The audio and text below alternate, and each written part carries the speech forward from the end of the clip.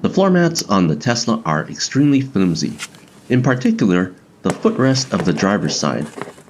The small built-in Velcro is not strong enough to hold it in place, and the mat moves around, which not only rubs the carpet and wears it out, but it could also be dangerous if it gets caught up on your feet and the brake pedal.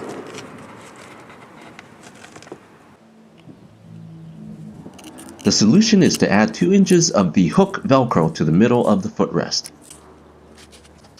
You need to use glue that sticks well to fabric, such as arts and crafts glue, because the self-adhesive on the Velcro doesn't last long on the fabric material. Be sure to spread the glue evenly and soaked into the fabric and Velcro. Use the glue to overlap the Velcro for extra strength.